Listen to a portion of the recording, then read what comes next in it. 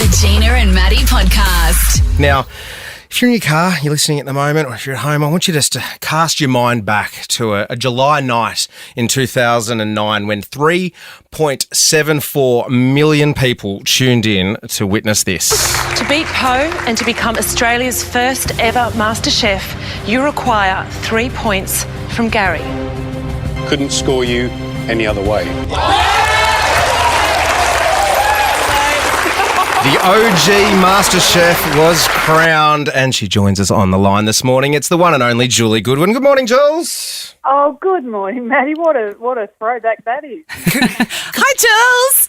Hello, Gina. Can we just quickly, before we touch on the book, which is available today, your time starts now, can we go back to that moment? Because I remember I was working at Nova in Sydney, and you and Poe came in to talk to The Breakfast Show, Eric Rosso and Kate Ritchie.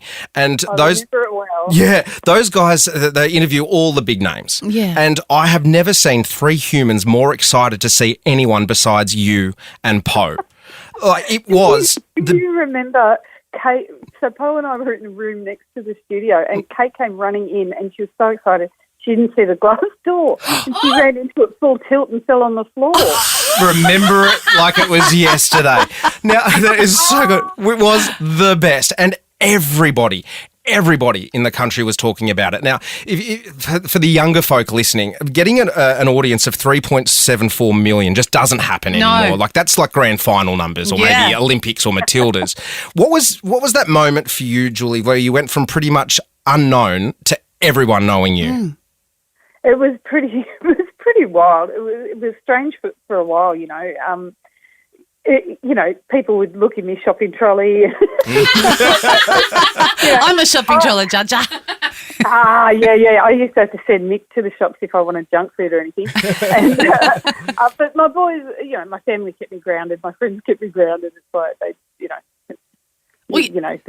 I had to take the crown off and the sash.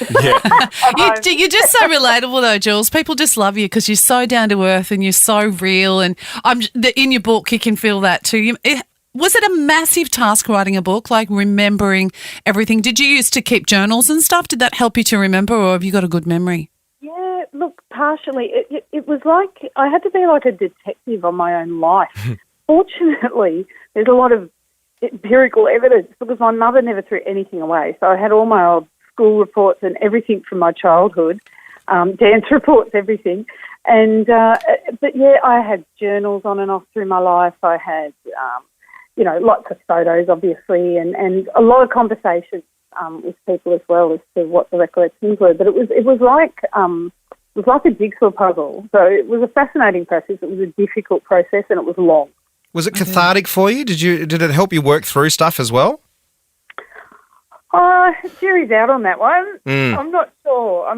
I guess we'll see what the wash-up is. Yeah, well, we've seen you on the project and seen you talking about some of the content that's in the book. We don't need to go there. But what I will say is that it's like what you're doing by writing about some of your battles with mental health and stuff, the more people do come out, like yourself, who go, you know what, I have struggled. It makes it a lot easier for people who don't have that yet in them to be able to say, actually, I'm struggling.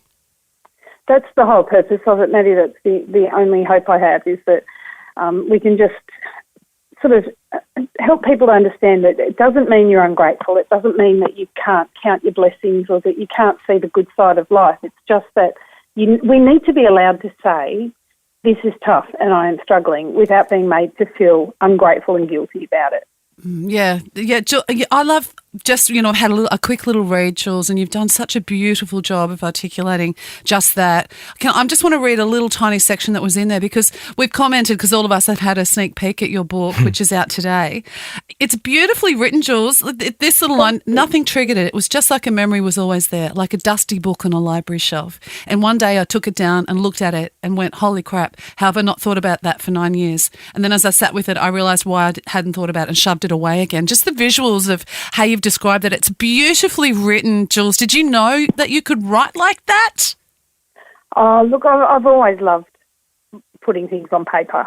I've always loved doing that. So being able to do it with my own life story was actually a privilege to be able to set aside time and craft it, you know. Because there's some hard things to say, you know, and you've got to find a way to say it. But Jules, I have another famous friend who wrote a book as well, and her editors really pushed her to reveal some stuff that she didn't necessarily want to, and they wanted it to be as juicy as possible.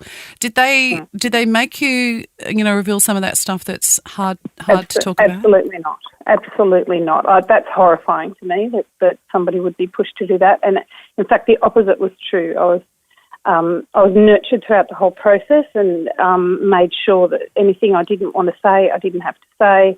And the things I did want to say I had my hand held beautifully throughout the whole thing. Now it's out in the world, Gina, and tabloids will take it and do with it as they will.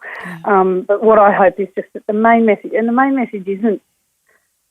isn't about heartache and brokenness. The main message is about hope and healing. So that's what I hope is the main thing that comes out for people, that they that there's a way through it. There is, I promise, there's a way through it. Our guest this morning is Julie Goodwin. She's got a brand new book out. Your Time Starts Now. It's available today. Those publishers didn't make you say nice things about our boss, Shane with a Y. You sure they didn't force you to say that?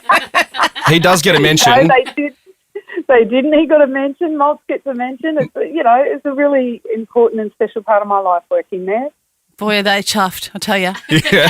They've shown us many times. All office emails, sending it around. Check it out. We got a mention. Hey, Jules, I've got to mention the Women's Weekly photo shoot. Oh, you look and you are a stunning human in real life, but these photos are absolutely gorgeous. How fun was it doing the photo shoot?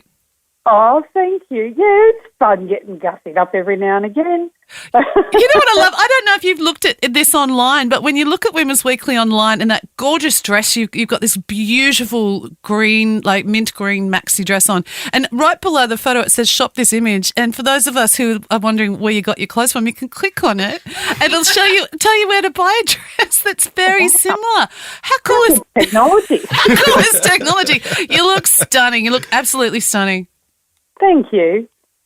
You're welcome. Just sit in that, Julie. You take that compliment. Look, you're having you've got an event happening at Kincumber Library at 6:30. Yes, that's right. It's just a chat, so a bit of Q&A if anybody wants to come along and have a talk. And there'll be books there. I could sign your book if you like too. Beautiful. Well, the book is online as well as in paper book and on audiobook. You can get it right now. Your Time Starts Now. Julie Goodwin, it is always a pleasure chatting to you. Thanks so much, guys. Appreciate it. The Gina and Matty Podcast. For more great comedy shows like this, head to novapodcast.com.au.